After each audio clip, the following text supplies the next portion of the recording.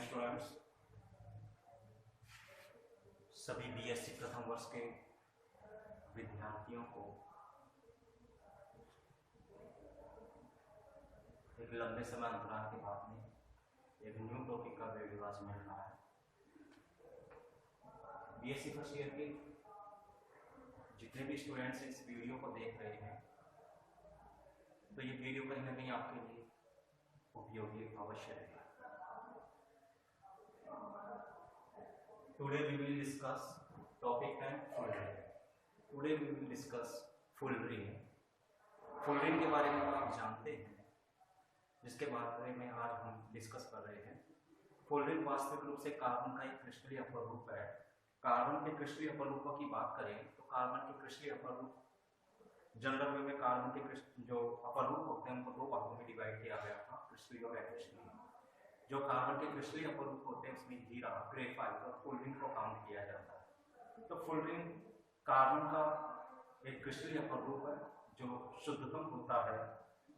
तो full ring की हम चर्चा कर लेते हैं कि फुल रिंग क्या था, फुल रिंग कैसा होता है। तो फुल रिंग की पंजरनुमा आकृति होती है। कैसी आकृति होती है? पंजरनुमा, पिंजरे की समान आकृति होती है। लाइक एज जो हमने अभी पढ़े थे क्लेथरेट कंपाउंड। तो क्लेथरेट कंपाउंड क्या होते हैं? क्लेथरेट कंपाउंड भी पंजरनुमा यौगिक होते हैं।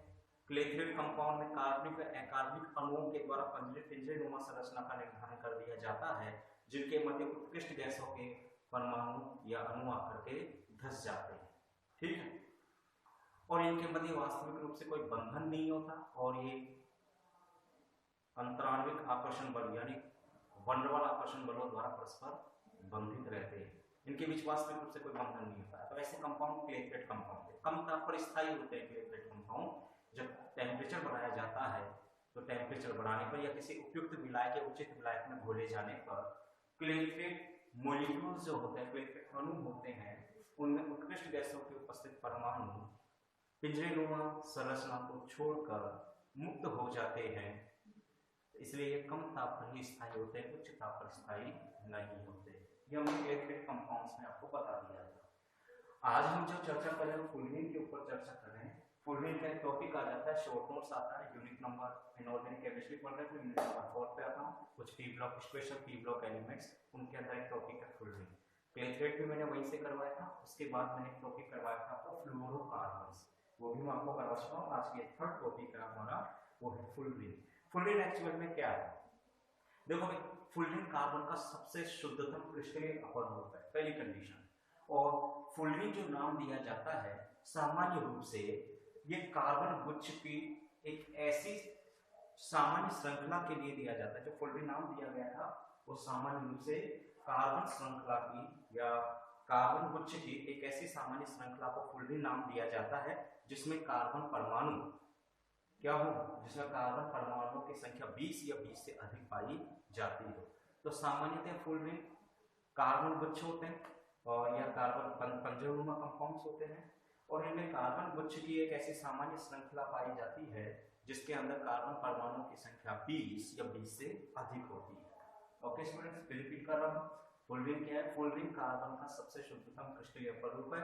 दूसरा, फुल रिंग नाम किसे दिया जाता है? तो फुल रिंग नाम सामान्य रूप से कार्बन गुच्छ की एक ऐसी सामान्य श्रृंखला को प्रदान किया जाता है या दिया जाता है जिनमें कार्बन परमाणुओं की संख्या 20 या 20 से अधिक होती है। तो इस आधार पर फुल रिंग का सामान्य सूत्र क्या हुआ? तो फुल रिंग का सामान्य सूत्र हुआ, कुछ मैं इंपॉर्टेंट पॉइंट्स देता हूँ। एक तो एक कार्बन का सबसे शुद्धतम क्रिस्टलीय अपरूप,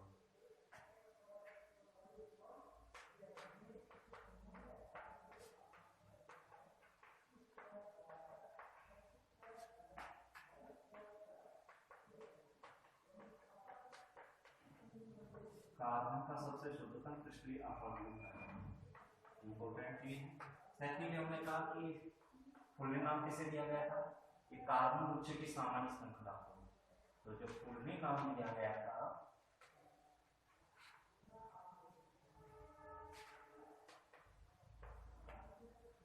कार्बन गुच्छ की एक ऐसी सामान्य श्रृंखला को नाम दिया गया, इसको क्लस्टर्स कहते हैं, कार्बन क्लस्टर्स गुच्छ को ना। तो फुल रिंग नाम कार्बन गुच्छ या ये गुच्छ को हम क्लस्टर्स कहते हैं। कार्बन गुच्छ की ऐसी सामान्य श्रृंखला को दिया जाता है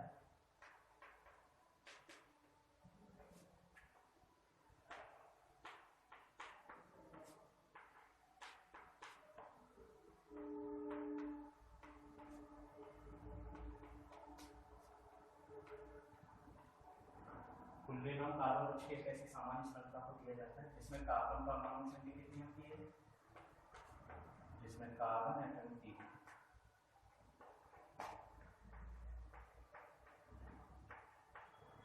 20 या 20 से ज्यादा होती है, 20 या ग्रेटर देन 20।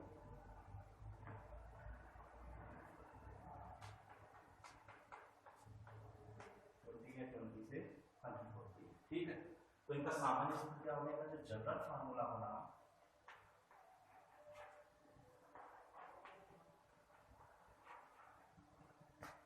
तो फुलरिन का जनरल फार्मूला सामान्य सूत्र क्या आ गया, इसको Cn के द्वारा रिप्रेजेंट करते हैं, वेयर n क्या है, नंबर ऑफ कार्बन है।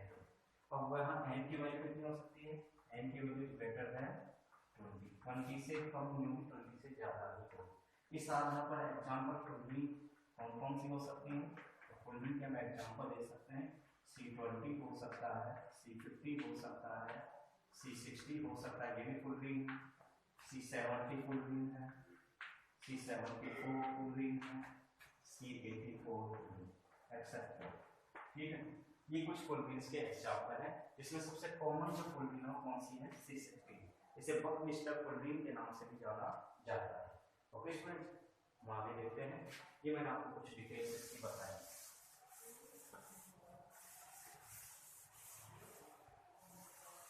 अब बात कर रहे थे, ये मैंने फुलरिन के कुछ एग्जांपल्स दिए हैं कि C16, C20, C50, C60, C70, C74, C84, ये सब फुलरिन्स हैं। अब फुलरिन्स की बात करते हैं, अभी तक आपने 10th क्लास के अंदर या स्टैंडर्ड 12 के अंदर आपने C60 फुलरिन के बारे में पढ़ा है, बाकी की फुलरिन के बारे में नहीं पढ़ा, लेकिन ये थोड़ा सा डिस्कस किया गया, ज़्यादा बड़ा टॉपिक नहीं है। तो यहाँ पर बात करते हैं कि जो फुलरिन होती है, फुलरिन में हमने लिया कॉमन एग्जांपल लिया था C60। जो C60 फुलरिन है, इस C60 फुलरिन को क्या कहा गया, तो C60 fullerene called as buckminsterfullerene, इसको कहा गया था बकमिस्टर फुलरिन। वैसे तो इसकी खोज की थी आर.एस. मेलिन ने, परंतु बकमिस्टर ने इसे प्रसिद्धि दिलाई थी, इसलिए उनके नाम के आधार पर इसे क्या कहा गया, बकमिस्टर फुलरिन। इसे फुटबॉल नुमा, इसकी एक विशेषता क्या है, स्पेशलिटी क्या है इसकी विशेषता, इसकी आकृति जो होती है, इसका साइज जो होता है, इसकी विशेषता है कि फुटबॉल नुमा इसकी आकृति होती है, लाइक एज फुटबॉल। और इसकी फुटबॉल नुमा आकृति के कारण इसे क्या कहा जाता है, इसे दूसरा नाम भी दिया गया था। देखो C60 फुलरिन को बकमिस्टर फुलरिन भी कहते हैं, क्योंकि खोज तो आर.एस. मेलिन की थी, परंतु बकमिस्टर ने इसको प्रसिद्धि दिलाई, इसलिए इसका नाम क्या, प्रसिद्धि नाम क्या पड़ा, बकमिस्टर फुलरिन। अब इसकी विशेषता क्या, चूंकि इसकी फुटबॉल नुमा आकृति होती है, फुटबॉल नुमा आकृति के कारण इसे क्या कहा गया, इसे बकी बॉल भी कहते हैं। क्या कहा जाता है इसे, बकी बॉल, इसे बकी बॉल भी कहा जाता है फुटबॉल नुमा आकृति होने के कारण, ठीक है। लाइक एज, ये देखिएगा इस तरह से फुटबॉल होता है, और फुटबॉल के अंदर पेंटागोनल रिंग्स भी होती है, कुछ हेक्सागोनल रिंग्स भी होती है इस टाइप में, ठीक है स्टूडेंट्स। तो इस टाइप में चलता रहेगा, और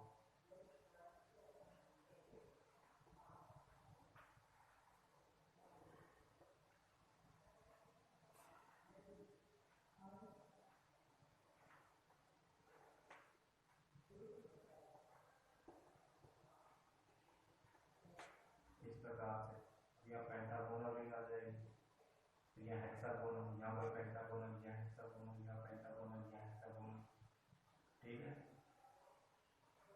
तो ये कुछ शेप्स आ जाएंगे इस प्रकार से यहाँ। तो इसकी फुटबॉल नुमा आकृति होती है, फुटबॉल नुमा आकृति कहने से क्या कहा गया था, बकी बॉल भी कहा जाता है। बकी बॉल जो नाम दिया गया था वो इसके किसके कारण, इसकी फुटबॉल नुमा शेप के कारण दिया गया था। और वैसे जनरल में C60 फुलरिन को बकमिस्टर फुलरिन के नाम से हम जानते हैं, ठीक है। अब ये जो C60 फुलरिन होती है या इसके अलावा अदर जितने भी फुलरिन है C20 हो, C50 हो, C70 हो, C74 हो या C84 हो, जितने भी फुलरिन्स होती है इनको ग्रेफाइट छड़ों की लेजर वाष्पीकरण से प्राप्त किया गया है। तो सामान्य रूप से इनका जो फॉर्मेशन किया जाता है, निर्माण किया जाता है फुलरिन्स का, ये ग्रेफाइट छड़ों की लेजर वाष्पीकरण से किया जाता है। ग्रेफाइट रोड्स होती है उसके लेजर वेपोराइजेशन से।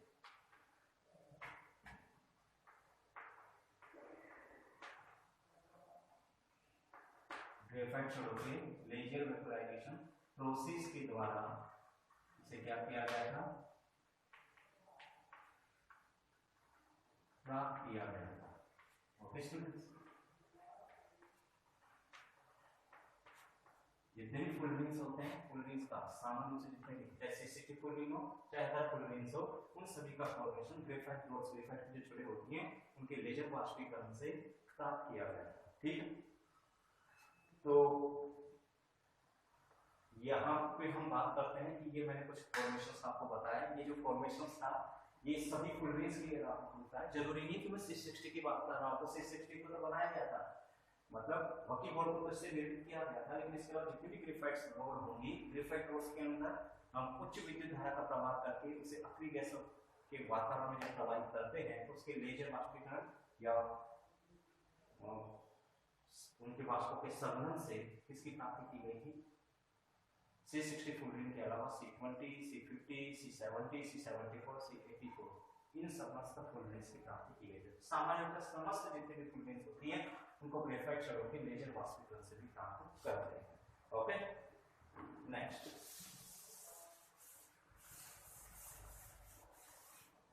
यहाँ तक का मैंने आपको कुछ इंट्रो पार्ट बताया। अब बात करते हैं इसके अंदर कि बकमिस्टर फुलरिन का C60 नाम क्यों दिया है, बात आती है ना। देखो इस वकी बोर्ड या जो बकमिस्टर फुलरिन होती है,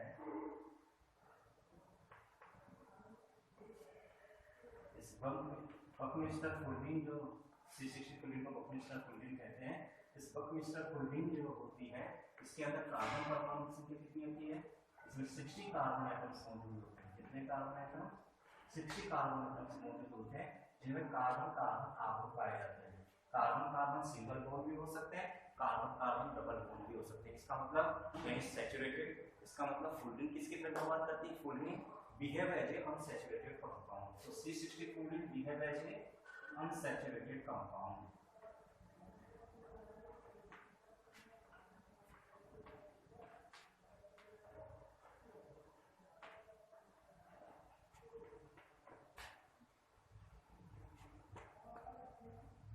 ये अनसैचुरेटेड कंपाउंड क्या होता है, असंतृप्त यौगिक।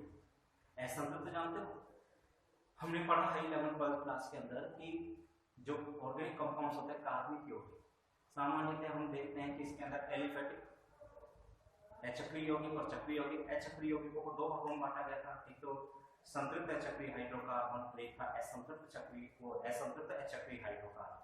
तो संतृप्त अचक्रीय हाइड्रोकार्बन्स होते हैं उनमें सामान्यतः कौन होते हैं, एल्केन्स, जिन्हें पैराफिन्स कहा गया था, जबकि असंतृप्त अचक्रीय हाइड्रोकार्बन में सामान्यतः कौन आते हैं, विविध श्रृंखला वाले वे कार्बन यौगिक होते हैं जिनमें कार्बन कार्बन मल्टीपल बॉन्ड्स पाए जाते हैं, यानी द्विआवरण पाया जाता है या त्रिआवरण पाया जाता है।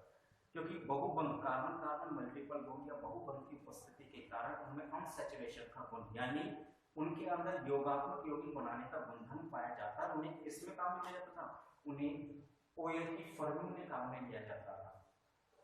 भाई एल्कीन्स को क्या कहा गया था, ओलिफिन्स कहा गया था। ओलिफिन्स इसलिए कहा गया था क्योंकि उसके द्वारा ओएल की फर्मिंग की जाती थी, तेलों के निर्माण प्रोसेस में से काम में लिया जाता है ओलिफिन्स को, जो कि एल्कीन्स ही है, इसलिए ओलिफिन्स कहा गया। ठीक है, तो सामान्य रूप से behave as a unsaturated compound क्यों कह रहा हूं, क्योंकि इसमें 7 कार्बन परमाणु केवल एकल बंध द्वारा बंधित नहीं रहेंगे, कुछ कार्बन परमाणु यहां मल्टीपल बॉन्ड द्विआवरण द्वारा भी बंधित रहते हैं, इसलिए behave as a unsaturated compound. इसलिए इसमें असंतृप्त यौगिक के समान व्यवहार भी पाया जाता है। और जब ये असंतृप्त यौगिक की तरह व्यवहार करेगा तो इसके द्वारा कौन सी रिएक्शन दी जाएगी, तो कौन सी रिएक्शन प्रोवाइड करवाता है, ये करवाता है आपके एडिशन रिएक्शन।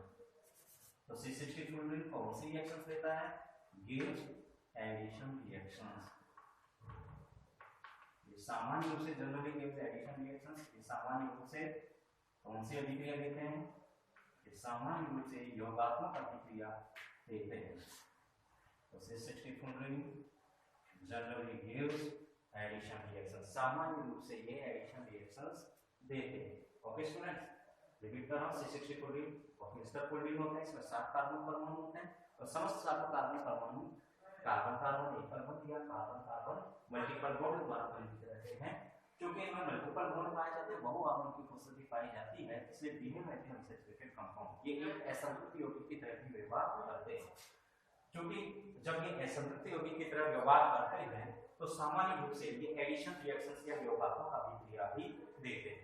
ओके स्टूडेंट्स, तो यहां तक का मैं उम्मीद करता हूं आपके समझ में आ रहा है।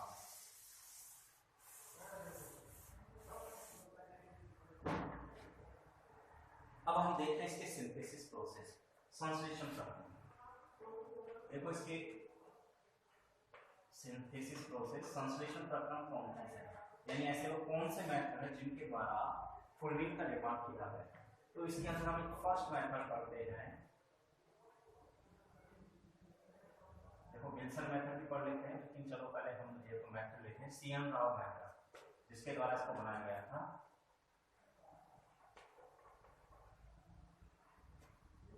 CN Rao method.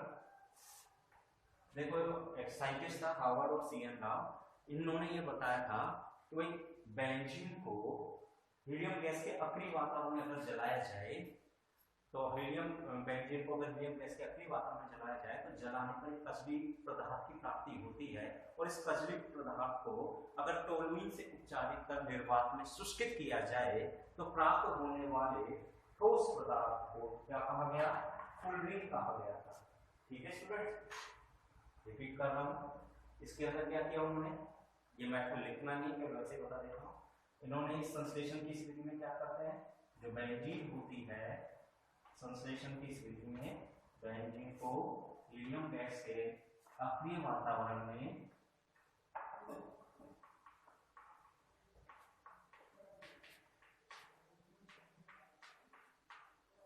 बेंजीन को हीलियम गैस के अक्रिय वातावरण में प्रवाहित करने पर या जलाने पर,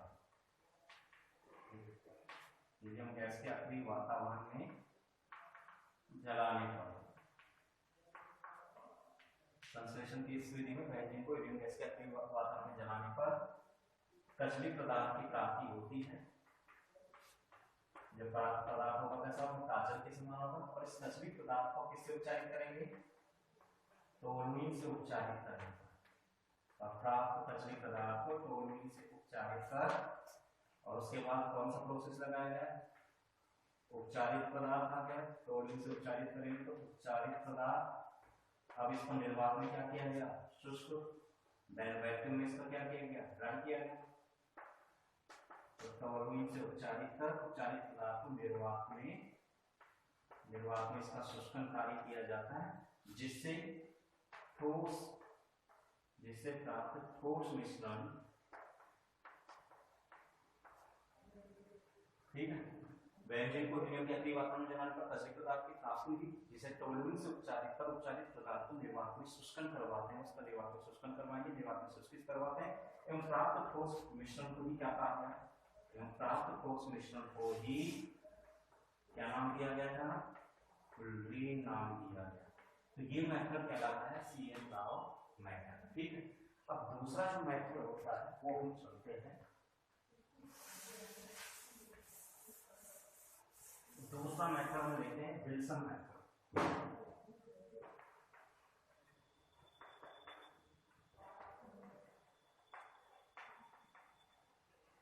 देखो विल्सन मेथड में भी ये विल्सन मेथड में हम क्या करते हैं, इस मेथड के अंदर उन्होंने तो कहा था कि भाई हम बेंजीन को इसमें जलाते हैं, हीलियम के अक्रिय गैस या हीलियम के अक्रिय वातावरण में जलाते हैं, तो हीलियम के अक्रिय वातावरण में जलाने पर कजली पदार्थ की प्राप्ति होती है, और वो जो कजली पदार्थ होता है उसको उसके पश्चात हम टोलुइन से उपचारित करते हैं। उपचारित पदार्थ को फिर हम निर्वात में शुष्कित करवाते हैं। जो शुष्कित पदार्थ प्राप्त होंगे, जब उसका शुष्कन करवा लेते हैं तो शुष्कन के पश्चात प्राप्त ठोस मिश्रण को इन्होंने नाम दिया था फुलरिन। ओके स्टूडेंट्स, अब बात कर रहा हूँ मैं इसकी विल्सन मेथड की। तो विल्सन महोदय ने क्या बताया, विल्सन ने कहा कि अगर हम कोल का वाष्पन करवा दें, कोयले का, अगर हम कोल का या कोयल का वाष्पन करवाएं तो कोल के वाष्पन से भी इसकी प्राप्ति कर सकते हैं। अब कोल के वाष्पन से किस तरह से किया जाएगा, तो उन्होंने कहा कि भाई कोल के वाष्पन से प्राप्त भी, कोल के वाष्पन पर भी क्या प्राप्त होता है, कजली पदार्थ प्राप्त होता है, ठीक है। तो इन्होंने उसके लिए किसको काम लिया, बेंजीन को लिया गया था, कोल को लिया गया।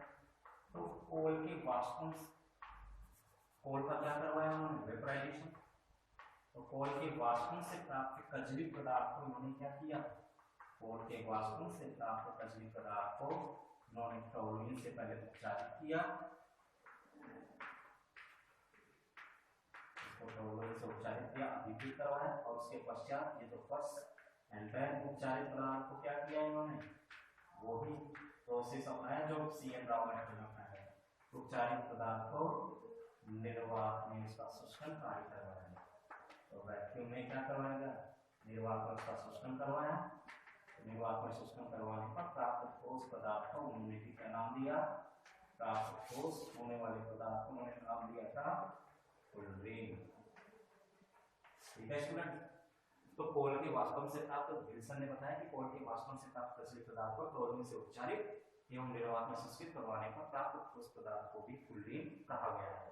ठीक है, ये था विल्सन मेथड। अब थर्ड मेथड आया क्रेसमर के द्वारा। दो मेथड हो गए। तीसरा मेथड जो दिया गया था वो क्रेसमर महोदय के द्वारा दिया गया था। क्रेसमर महोदय, जिसको क्रेसमर भी कहा गया था कई बुक्स में, क्रेसमर विधि।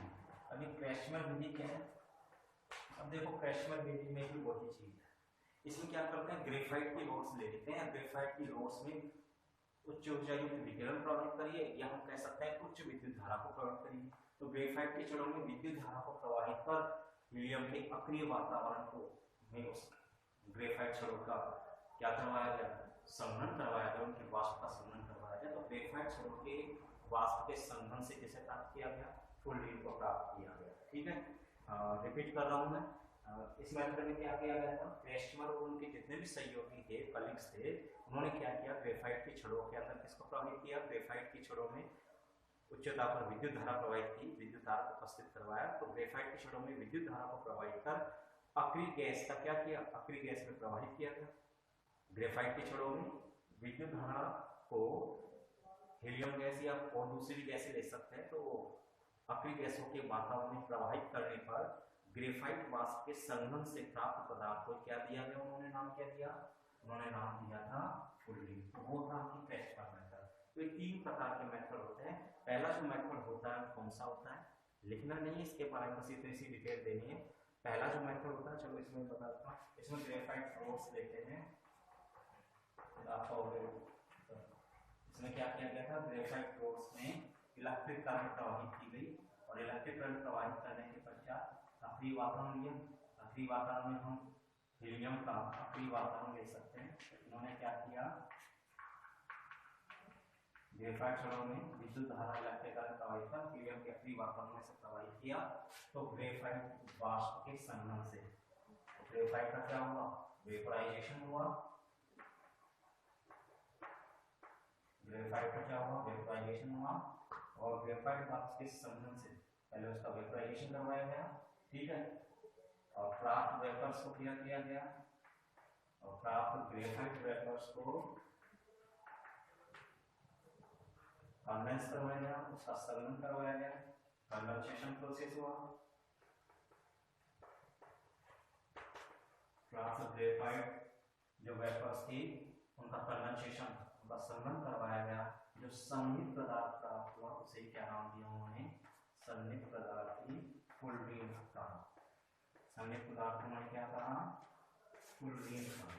ठीक है, ये था क्रेसमर महोदय के द्वारा दिया गया मेथड। ओके स्टूडेंट्स, तीन मेथड थे, विल्सन मेथड, क्रेसमर मेथड और सीएन राव मेथड। ये हो गया आपके सिंथेसिस प्रोसेस का। अब बात आती है इसकी रासायनिक अभिक्रिया, केमिकल रिएक्शन। इसकी कुछ रासायनिक अभिक्रिया है। कौन कौन सी रासायनिक अभिक्रिया देगा, देखो रासायनिक अभिक्रियाओं की अगर मैं बात करता हूँ तो उसमें सबसे फर्स्ट नंबर पे मैं देता हूँ योगात्मक एडिशन रिएक्शन।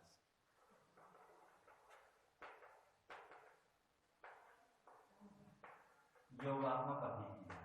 अब देखो योगात्मक अभिक्रियाएं क्या है। योगात्मक अभिक्रियाओं में मैंने बताया था कि फुलरीन के अंदर देखो कार्बन कार्बन एकल बंध तो होते हैं, लेकिन जरूरी नहीं कि सारे पंक्ति कार्बन कार्बन एकल बंध हो, कुछ द्विबंध भी पाए जाते हैं। तो फुलरीन में कार्बन कार्बन एकल बंधों के अलावा कुछ मल्टीपल बॉन्ड्स द्विबंध की भी उपस्थिति पाई जाती है, इसलिए ये एक असंतृप्त यौगिक की तरह व्यवहार करते हैं और एक असंतृप्त यौगिक की तरह व्यवहार करने के कारण सामान्य रूप से योगात्मक अभिक्रिया भी संपन्न करते हैं। अब कौन कौन सी हम कुछ अभिक्रियाएं बताएंगे कि जिनमें आपको ये रिप्रेजेंट हो रहा हो कि एक ही प्रकार का उत्पाद, क्योंकि योगात्मक अभिक्रियाएं क्या है, वे कार्य रासायनिक अभिक्रियाएं जिनमें क्या होता है, जिनमें क्रियाकारक किसी अभिकर्मक पदार्थ से जुड़ करके एक ही प्रकार का उत्पाद निर्मित करे या योग उत्पाद निर्मित करे, वो योगात्मक अभिक्रियाएं कहलाती है। अब योगात्मक अभिक्रियाओं में हमने यहाँ लिया फुलरीन से किया C60 जो फुलरीन थी, अगर इसकी फ्लोरीन से क्रिया करवाई जाए तो फ्लोरीन के साथ हाइड्रोजन कंपाउंड है, तो बकमिस्टर फुलरीन या वकील बोल की जब फ्लोरीन से क्रिया करवाई जाए तो फ्लोरीन से क्रिया करवाने पर ये किसका निर्माण करेगी, ये योगात्मक उत्पाद बनाता है। कौन सा, C60H16। इसका मतलब फ्लोरीन के मोल कितने लिए, 30। ओके स्टूडेंट, कितना हो गया फ्लोरीन, फ्लोरीन हो गया 60। तो यहाँ पर क्या बनाएगा, फ्लोरीन के साथ, क्योंकि C60 फ्लोरीन में जो फुलरीन थी बकमिस्टर फुलरीन, उसके अंदर कुछ कार्बन कार्बन मल्टीपल बॉन्ड्स पाए जाने के कारण वो असंतृप्त यौगिक की तरह व्यवहार करती है, इसलिए फ्लोरीन के साथ योगात्मक अभिक्रिया द्वारा यौग उत्पाद C60H60 का निर्माण भी करती है। अगर हम इसकी क्रिया करवा दें, C60 फुलरीन की क्रिया करवा दें फ्लोरीन के साथ, तो फ्लोरीन के साथ क्रिया करके क्या बनाएंगे, ये योगात्मक यौगिक बनाती है C60Cl24। Cl24 है, इसका मतलब क्लोरीन के कितने मोल हुए हैं, 12 मोल, ठीक है। तो ये बनाएगी C60Cl24 योगात्मक यौगिक बनाएगी। ब्रोमीन के साथ अगर मैं इसकी क्रिया करवाऊं तो ब्रोमीन के साथ इसकी क्रिया स्पेशल है। ब्रोमीन के साथ ये दो प्रकार के योगात्मक यौगिकों का मिश्रण बनाती है, एक तो आती है C60Br4 एंड देन C60Br2। तो हमने फुलरीन के कितने मोल लिए हैं, टोटल 120 हो गया, तो मैं इसको किससे मल्टीप्लाई करूंगा, 2 से। तो बकमिस्टर फुलरीन के 2 मोल ब्रोमीन के कितने मोल से, 3 मोल से क्रिया करेंगे और बनाएंगे C60Br4 C60Br2 प्रकार के एडिशन कंपाउंड निर्मित करते हैं। ये पहली थी एडिशन रिएक्शन, ठीक है। अब सेकंड हम अभिक्रिया लेते हैं इसकी बर्च एक्सचेंज या रिडक्शन रिएक्शन। देखो बर्च एक्सचेंज टाइप की अभिक्रिया देखिए, इसका रिडक्शन करवाते हैं। अपचयन किस प्रकार का होगा, देखो बकमिस्टर फुलरीन है, इसका अपचयन करवाएंगे और इसका अपचयन कौन से अल्कोहल, टर्सरी ब्यूटिल अल्कोहल की उपस्थिति में लिथियम एवं लिथियो अमोनियम विलयन में, ठीक है, लिख करो, तृतीय ब्यूटिल अल्कोहल की उपस्थिति में लिथियम धातु व लिथियो अमोनियम विलयन में फुलरीन का अपचयन करवाया जाए तो इसके अपचयन पर किसकी प्राप्ति होती है, इसके अपचयन पर प्राप्ति होगी। अब यहाँ कितने मोल होगा, 60H54 कंपाउंड्स बनाएंगे भाई, इस प्रकार का कंपाउंड्स फॉर्मेट कर सकता है। ओके स्टूडेंट्स,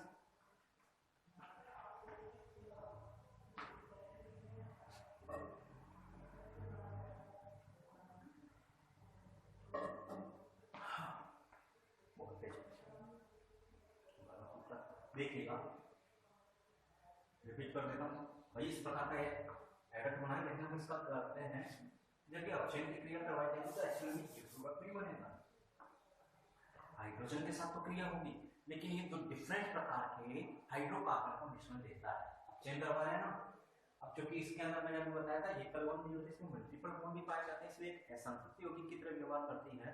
पर हम जानते हैं असंतृप्त यौगिकों के अपचयन पर संतृप्त हाइड्रोकार्बन भी प्राप्त होते हैं। ओके, हाइड्रोजन हो रहा है, इसका मतलब अपचयन हो रहा है, तो सैचुरेटेड हाइड्रोकार्बन वाले मिश्रण प्राप्त होंगे तो सिस्टिक फ्लोरीन का जब टर्सरी ब्यूटिल अल्कोहल की प्रेजेंस में लिथियम व लिक्विड अमोनियम विलयन में अपचयन की क्रिया करवाई जाती है, तो अपचयन क्रिया करवाने पर किसकी प्राप्ति होगी? यहाँ प्राप्त होता है C60H18 एंड देन C60H36। ये दो हाइड्रोकार्बन्स प्राप्त होते हैं, सैचुरेटेड हाइड्रोकार्बन हाइड्रोकार्बन का मिक्सचर। तो यहाँ मिक्सचर ऑफ हाइड्रोकार्बन अपचयन करवाने पर क्या प्राप्त होता है? हाइड्रोकार्बन्स का मिश्रण प्राप्त होता है। ओके स्टूडेंट, तो कितने मोल लिए मैंने? हाइड्रोजन कितने हो गए? 36 एंड देन 54। तो यहाँ हम लेंगे इसके 27। अब फुलरिन के कितने मोल लिए हमने? 120 हो रहे हैं वहां पे, उसको 2 से मल्टीप्लाई करते हैं। ओके, तो ये अभिक्रिया हुई अपचयन की कि मिस्टर फुलरिन या जो फुलरिन होगी कॉमनली, तो जो फुलरिन होती है, फुलरिन का कृति ब्यूटिल अल्कोहल की उपस्थिति में लिथियम व लिक्विड अमोनियम विलयन में अपचयन करवाया जाए तो हाइड्रोकार्बन का मिश्रण प्राप्त होता है। नेक्स्ट हम बात करते हैं अब रिएक्शंस डाइमराइजेशन।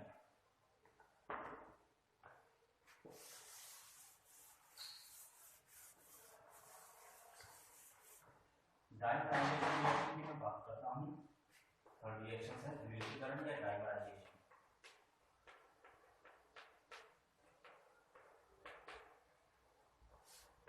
डाइमराइजेशन अभिक्रिया को हिंदी में लिख लेता हूं, आपको प्रॉब्लम्स नहीं है कि ओ दिखा है क्या? देखिएगा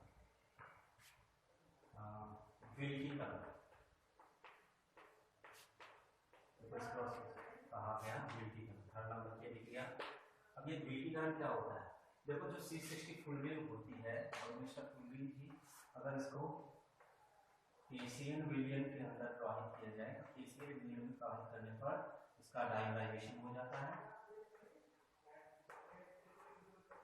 KCl विलयन में प्रवाहित किया जाए अगर C60 फुलरिन को, तो इसका डाइमराइजेशन हो जाता है। इसके डाइमराइजेशन पर क्या होते हैं?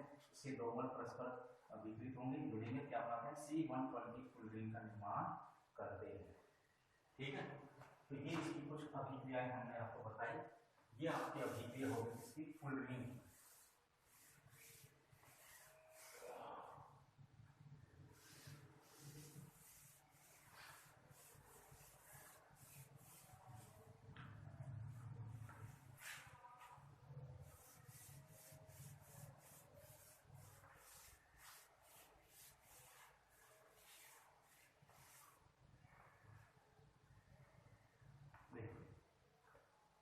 अब इसके बाद हम बात करते हैं, ये तो हो गया सिंथेसिस प्रोसेस हमने ले लिया था, कुछ अभिक्रियाएं भी ले ली। इसके अलावा देखो इनकी आकृति कैसी होती है? पंजरनुमा आकृति होती है। मैं पहले बता चुका हूँ कि फुलरिन की जो संरचना होती है वो पंजरनुमा होती है, इसलिए ये सामान्य रूप से संक्रमण धातु क्या होते हैं? उनका आकार होता है छोटा होता है, तो सामान्यतः संक्रमण धातु में या फिर कुछ क्षार धातुओं के साथ, छोटे आकार के क्षार धातुओं के साथ में इसका निर्माण करती है ये पंजर यौगिक का निर्माण, जिसको क्लेथरेट भी कहा जाता है, पंजर यौगिकों का निर्माण करती है। बात करते हैं नेक्स्ट, ये अभिक्रिया है भाई। अब बात करते हैं इसकी संरचना। संरचना इंपॉर्टेंट है, स्ट्रक्चर फुलरिन की संरचना कहते हैं। देखो जनरल में मैं आपको पहले बता देता हूँ।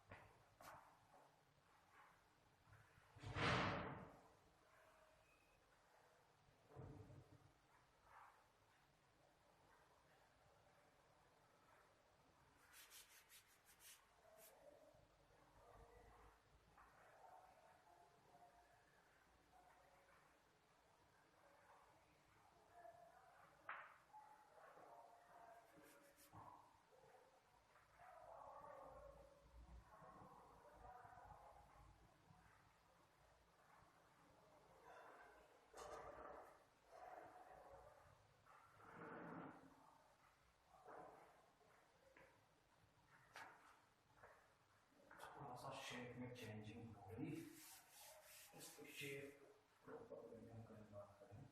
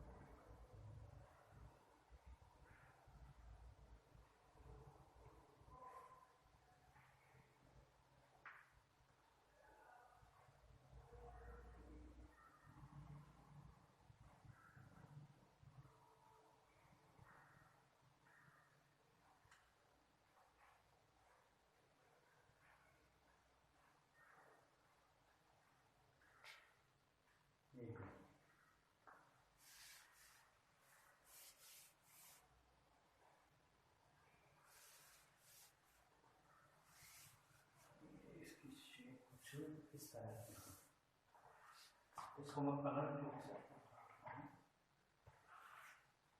ये पेंटागोनल रिंग है,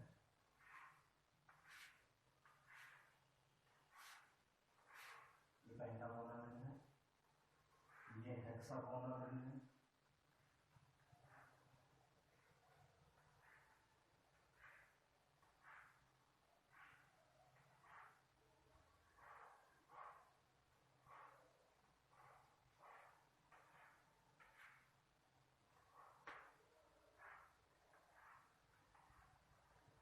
ओके स्टूडेंट्स ये देखिए, ये फुल रिंग की स्ट्रक्चर है।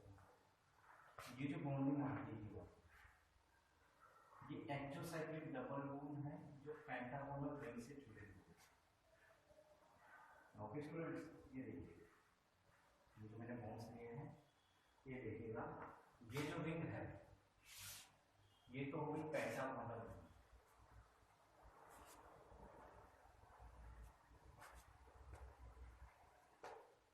ये तो होगी पेंटागोनल रिंग, और ये जो बाकी की जो रिंग्स हैं, ये और ये रिंग्स है, ये रिंग्स हो गई आपके हेक्सागोनल।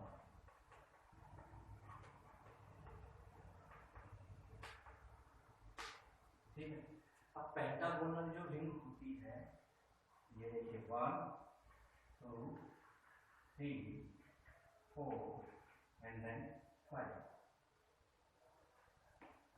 हेलो, हाँ सर, तो क्या है ऑनलाइन क्लास में?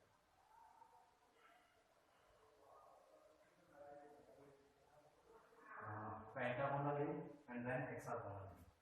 अब ये जो रिंग्स थी, इस रिंग की बात हम कर रहे थे, ये पेंटागोनल रिंग है जो किसके द्वारा जुड़ी हुई है, यानी प्रत्येक पेंटागोनल रिंग कितनी 5 हेक्सागोनल रिंग के द्वारा चारों ओर से घिरी रहती है। ओके स्टूडेंट्स, और जो पेंटागोनल रिंग होती है इसमें कार्बन कार्बन आबंध लंबाई, ये जो कार्बन कार्बन आबंध लंबाई होगी ये वाली, ये समस्त कार्बन कार्बन आबंध लंबाइयों के मान कितने होते हैं, तो ये जो वैल्यू मैं लूंगा ये वाली, ये होगी कार्बन कार्बन आबंध लंबाई होगी 144 पिकोमीटर। कितनी होगी ये 144 पिकोमीटर, यानी पंचभुजी जो वलय होगी उसमें प्रत्येक इन दो कार्बन परमाणुओं के मध्य की दूरी कितनी होगी 144 पिकोमीटर होगी। और षटभुजी जो वलय होती है, षटभुजी वलय, इसके अलावा और क्या होती है, प्रत्येक पेंटागोनल जो रिंग होगी, इसकी विशेषता बता रहा हूं, प्रत्येक पेंटागोनल जो रिंग होगी ये कितने भाई चक्रीय द्विबंध बनाती है 5, तो 5 एक्सोसाइक्लिक डबल बॉन्ड भी इसमें पाए जाते हैं। ओके स्टूडेंट्स, प्रत्येक पेंटागोनल रिंग हैव या every pentagonal ring have 5 exocyclic double bond, यानी प्रत्येक जो पंचभुजी वलय होगी, प्रत्येक पंचभुजी वलय या पेंटागोनल रिंग 5 बाह्य चक्रीय द्विआबंधी, ये जो मैंने रेड लाइन में बना रखे हैं, जो रेड्स मैंने पेंटागोनल रिंग के बाहर की तरफ जो रेड बॉन्डिंग कर रखी है, ये एक्चुअल में क्या है, डबल बॉन्ड्स को रिप्रेजेंट कर रहे हैं।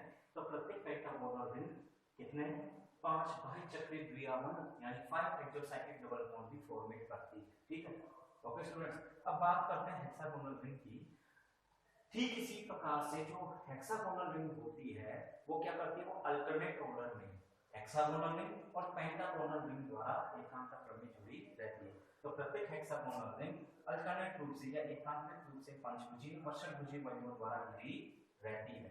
ओके स्टूडेंट्स, लेकिन प्रत्येक हेक्सागोनल रिंग के अंदर, प्रत्येक हेक्सागोनल रिंग में कार्बन कार्बन आबंध लंबाइयों के मान डिफरेंट होते हैं। इसमें कुछ कार्बन कार्बन आबंध लंबाइयां एकल बंध के कारण कितनी होती है, 144 पिकोमीटर, जबकि कुछ द्विआबंध लंबाइयों के मान क्या पाए जाते हैं, यहाँ पर कुछ ये देखिए ऐसा कंडीशंस क्या हुई, ये जो हमने लिया था, ये जो भी हमने लिया था एक्सोसाइक्लिक डबल बॉन्ड बोल रहा था बार बार, इस एक्सोसाइक्लिक डबल बॉन्ड के अंदर कार्बन कार्बन के बीच डबल बॉन्ड आ रहा है, मल्टीपल बॉन्ड आ रहा है, तो कार्बन कार्बन मल्टीपल बॉन्ड के कारण यहाँ क्या होगा, कुछ जो बंध लंबाइयां होंगी, कुछ शॉर्ट बॉन्ड भी होंगे, उन शॉर्ट बॉन्ड्स के कारण इनकी आबंध दूरी के मान कितने होंगे, 139 पिकोमीटर। ओके स्टूडेंट्स, तो प्रत्येक हेक्सागोनल रिंग में कुछ कार्बन कार्बन आबंध लंबाइयों 144 पिकोमीटर और कुछ कार्बन कार्बन आबंध लंबाइयों के मान 139 पिकोमीटर होते हैं। ओके, ऐसा नहीं कि सारे यही हो, तो यहाँ पर दो प्रकार के कार्बन कार्बन आबंध पाए जाएंगे। कुछ कार्बन कार्बन आबंध की वैल्यू तो होगी यहाँ कितनी 139 और कुछ कार्बन कार्बन आबंध की लंबाई ये 144। इसका मतलब ये हो गया कुछ बंध तो होंगे बड़े या लंबे, कुछ बंध होंगे छोटे, तो लॉन्गर बॉन्ड्स भी पाए जाते हैं एंड देन शॉर्टर बॉन्ड्स भी पाए जाते हैं। तो यहाँ कुछ लॉन्ग बॉन्ड्स और कुछ शॉर्ट बॉन्ड पाए जाते हैं। तो हेक्सागोनल में दो प्रकार के बॉन्ड पाए जाते हैं सामान्य रूप से, long bond and short bond. Okay students, अब बात कर लेते हैं यहाँ पर हेक्सागोनल रिंग की भी हमने बता दी। अब ये किस तरह से होगी, तो चूंकि C60 फुलरी की जो संरचना थी, जो C60 बकनिस्टर फुलरी था, तो बकनिस्टर फुलरी की फुटबॉल नुमा आकृति में, क्योंकि बकनिस्टर फुलरी की आकृति कैसी होती है, फुटबॉल नुमा, और C60 फुलरी या बकनिस्टर फुलरी की फुटबॉल नुमा आकृति में 60 कार्बन परमाणु, कितने कार्बन परमाणु, 60 कार्बन परमाणु परस्पर बंधों द्वारा एक पंजरनुमा संरचना में व्यवस्थित रहते हैं। और इनके अंदर कितने फलक पाए जाते हैं, C60 फुलरी में कुल 32 फेशियल पाए जाते हैं, कुल 32 फलक पाए जाते हैं, 32 फेशियल या ठीक है या रिंग्स पाई जाती हैं, ठीक है। C60 फुलरी में कितनी रिंग्स पाई जाती हैं, 32 फेशियल या 32 रिंग्स पाई जाती हैं। इन 32 फेशियल्स में से क्या होते हैं, 12 जो फेशियल होते हैं, 12 जो फलक होंगे या 12 रिंग्स होंगी या 12 फेशियल की बात करता हूँ, फलक 12 फेशियल तो यहाँ कैसे होते हैं, पेंटागोनल, और 20 फेशियल यहाँ कैसे होते हैं, और 20 फेशियल यहाँ होते हैं हेक्सागोनल टाइप के होते हैं।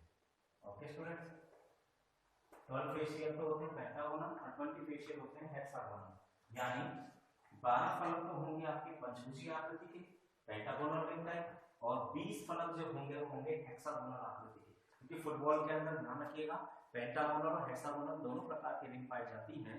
पेंटागोनल रिंग की संख्या कितनी होगी, 12, और हेक्सागोनल रिंग की संख्या होती है 20। ओके, क्योंकि जो हेक्सागोनल रिंग होगा वो अल्टरनेट होगा कि हेक्सागोनल रिंग से तो जुड़ी हुई है परंतु साथ में पेंटागोनल रिंग से भी जुड़ी हुई है, जबकि प्रत्येक पेंटागोनल रिंग केवल हेक्सागोनल रिंग द्वारा जुड़ी हुई होती है। ओके, अब आगे हम बात कर लेते हैं कि इसी की, तो इस प्रकार की इसमें व्यवस्था पाई जाती है। अब यहाँ जस्ट अपोजिट अगर हम डायरेक्शन में लें तो इस टाइप में भी हो सकता है यहाँ पे,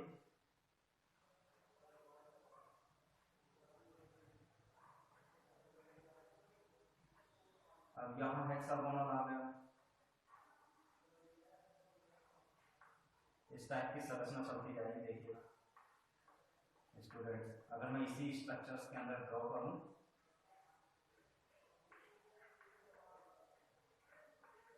तो लाइक एज इस टाइप की संरचना आ जाएगी।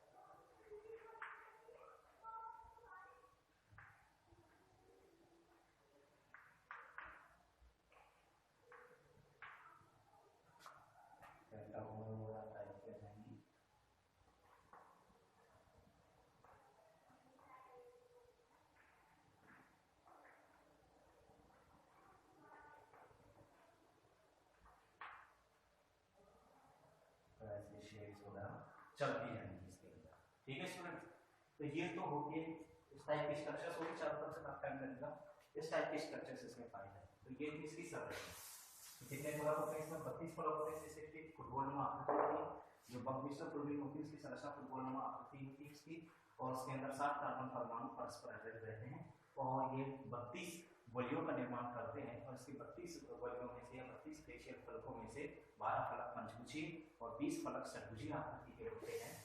जो पंचभुजी वलय होती है, प्रत्येक पंचभुजी वलय 5 एक्सोसाइक्लिक डबल बॉन्ड होती है, 5 भाई चक्रित द्विबंध युक्त होती है, और प्रत्येक पंचभुजी वलय चारों ओर से 5 हेक्सागोनल रिंग द्वारा घिरी हुई रहती है। इस पंचभुजी वलय में समस्त कार्बन कार्बन आबंधों की लंबाई 144 पिकोमीटर ही होती है, जबकि हेक्सागोनल रिंग में कार्बन कार्बन आबंध लंबाइयों के मान डिफरेंट होते हैं। कुछ कार्बन कार्बन आबंध 144 पिकोमीटर के, कुछ कार्बन कार्बन आबंध 139 पिकोमीटर के होते हैं। ठीक है, तो ये थी इसकी संरचना। अब बात करते हैं इसके यूजेज। इसका यूज किसमें किया जाता है तो देख लेते हैं। फर्स्ट यूज हम बात करते हैं इसका उपयोग, जो कि फ्लोरीन विद्युत का अचालक है। ठीक है, तो विद्युत का अचालक होने का या प्रकृति में अचालक होने के कारण सामान्य देखो जो सनग्लासेज आते हैं, सनग्लासेज में लेपन के लिए, तो धूप में निकलने वाले चश्मे, तो जो सनग्लासेज हैं उनमें लेपन हेतु इसका, उनमें लेपन किसका किया जाता है? फुलरिन का। तो जो सनग्लासेज होते हैं, सनग्लासेज में इनका लेपन कार्य किया जाता है, फुलरिन का लेपन किया जाता है। तो पहली बात होगी सनग्लासेज में, जो सनग्लासेज होंगे, सनग्लासेज में लेपन हेतु फुलरिन को यूज किया जाता है। सेकेंडली ये लाइट कंट्रोल के रूप में यूज किए जाते हैं। इसके अलावा ये विद्युत के अचालक होते हैं, तो विद्युत अचालक होने के कारण विद्युत रोधी कार्यों में भी इनका प्रयोग किया जाता है। थर्ड है लाइट कंट्रोल के कारण, इनकी लाइट कंट्रोलिंग पावर के कारण इनका यूज प्रकाश नियंत्रण कार्यों में भी किया जाता है। ठीक है, तो लाइट कंट्रोलिंग पावर के कारण का यूज किसमें किया जाता है?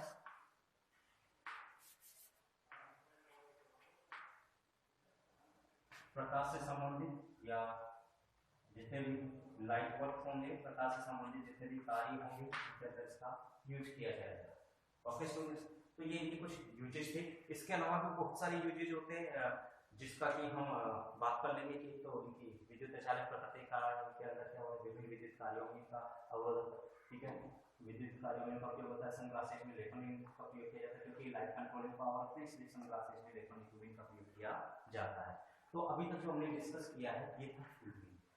उम्मीद करता हूँ इतनी जो मैंने आपको नॉलेज दी उसमें से आपको लगभग 70 to 80% आ गया होगा। वैसे तो कंप्लीटली 100% होना चाहिए क्योंकि बहुत सिंपल वे में लिया गया टॉपिक था ये, और इसमें जितना मैटर करवाएगा बस इतना ही सफिशिएंट है क्योंकि बहुत से बुक्स का मैटर है, तो इतना सफिशिएंट है फुलरिन के बारे में। सबसे पहले फुलरिन का इंट्रो पार्ट था, फिर उसके बाद मैंने आपको सिंथेसिस प्रोसेस बताया, 3 मेथड बताए थे। एक मेथड तो था किसियन डाउ मेथड, दूसरा विल्सन मेथड, तीसरा क्रेस्पर मेथड। फिर इसके बाद में हमने इसकी केमिकल रिएक्शंस ली। केमिकल रिएक्शंस में आपके लिए आप अपचयन की क्रिया ली, योगात्मक अभिक्रिया ली, एडिशन रिएक्शंस, और डाइवाइजेशन की क्रिया ली। ठीक है, फिर इसके बाद में हमने इसकी संरचना और देन इसके उपयोग। ओके स्टूडेंट, ये हो गया आपका फुलरिन कंप्लीट। आज का यह टॉपिक आपको उम्मीद करता हूँ समझ में आया हो, तो बार बार बोलने की जरूरत नहीं है। अगर आपके सब्जेक्ट से रिलेटेड अगर ये टॉपिक समझ में आ रहा है तो आप उसको लाइक प्रेस कीजिएगा, अन्यथा अगर कोई भी प्रॉब्लम्स रहती है तो आप कमेंट करिएगा। वॉइस प्रॉब्लम रह सकती है क्योंकि मैं जो भी इस वीडियो को देखें, चाहे सेकंड ईयर या थर्ड ईयर के स्टूडेंट्स भी अगर वीडियो को देख रहे हो, तो मैं उन सभी को ये कहना चाहता हूँ कि रेस्पॉन्सिबिलिटी एक पर्सन की नहीं होती है, रेस्पॉन्सिबिलिटी अदर पर्सन्स की भी होती है।